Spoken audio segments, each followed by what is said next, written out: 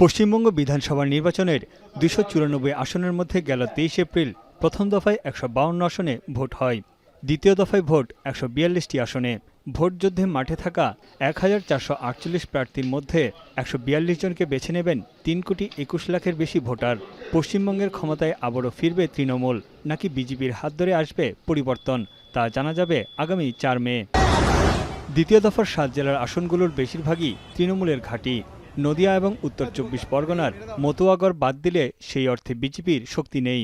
২০২১ সালের নির্বাচনে এই ৭টি জেলার ৪টিতে একটি আসনও পায়নি বিজেপি। ১৪২টি আসনের মধ্যে বিজেপির দখলে ছিল ১৮টি, আর তৃণমূলের ঝুলিতে গিয়েছিল ১২৩টি আসন। আর হুগলিতে প্রথমবারের মতো ৪টি আসন পেয়েছিল গেরুয়া শিবির। ৭টি জেলাতেই সংখ্যালঘু মুসলিম ভোটার বড় ফ্যাক্টর হিসেবে কাজ করে আসছে বহুদিন ধরে। ১৪২টি আসনের ৩ ভাগের ১ ভাগের বেশি আসনে সংখ্যালঘু ভোটারদের আধিপত্য।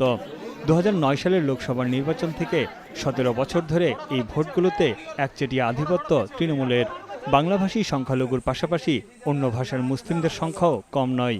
বিশেষজ্ঞদের মতে বর্তমানে ধর্ম নয়, বরং রুটিরুজি এবং কর্মসংস্থানই ভোটারদের আকর্ষণের কেন্দ্রবিন্দুতে।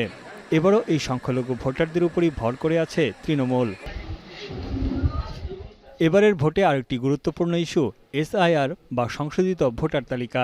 দ্বিতীয় দফায় ৭টি জেলায় ভোটার তালিকা থেকে বাদ পড়েছে ৫০ লাখের বেশি নাম। এসআইআর ভোটের সমীকরণের অন্যতম ভূমিকা রাখবে বলে মত বিশ্লেষকদের। মতুয়া সম্প্রদায় অধ্যুষিত এলাকায় বাংলাদেশের সাম্প্রতিক ঘটনাবলীর প্রভাব রয়েছে।